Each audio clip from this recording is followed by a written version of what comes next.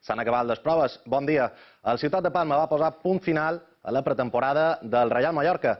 Una bona primera part no va ser suficient per fer que el trofeu quedés a casa.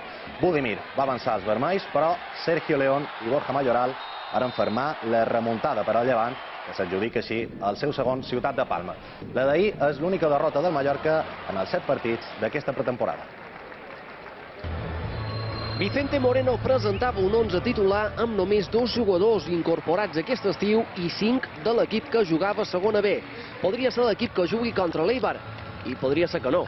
No sé si en una setmana estarem els mateixos o no estarem els mateixos, tampoc ho sé, ¿no? Entonces, aventurar-me quin equip serà el que pugui sortir d'ací una setmana, pues jo crec que segurament igual m'equivoque, no? Més enllà de les mancances, el Mallorca és un equip en què els engranatges funcionen. Ante Budimir ho va demostrar en només 4 minuts. El croat, més ràpid i viu que ningú, aprofita una treta de banda per fer que la pilota entri plorant i avançar els vermells.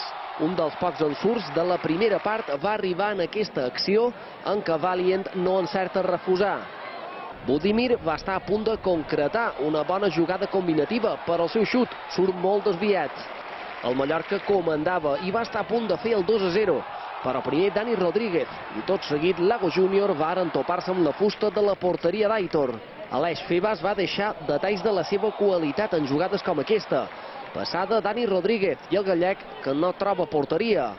El pas per vestidors va caure millor el Llevant, que als 4 minuts de la represa va fer l'empat. José Campaña veu la posició de Sergio León. La defensa bada i el davanter no perdona davant Reina. Poc després va arribar el definitiu 1-2. Toño supera Dani Rodríguez i la posa perquè Borja Mayoral remati. Este equip sempre s'ho deixa tot, que va sempre al 100%, el que té ho deixa. Que quan fem això podem competir en qualsevol, però quan baixem un poquet, en 10-15 minuts quasi te liquiden el partit, no? I això és el que la primera divisió. Valiant va estar a punt de fer l'empat en aquest cop de cap, però el porter tapa bé. Trajkovski va debutar a la segona part i va mostrar voluntat. Tot i això el marcador ja no es mouria. Dissabte i contra l'Eibar arriba l'hora de la veritat. La hora de la verdad en fútbol es siempre, aquí no hay... Aquí siempre. I de l'hora de la veritat per a primera divisió, això sí.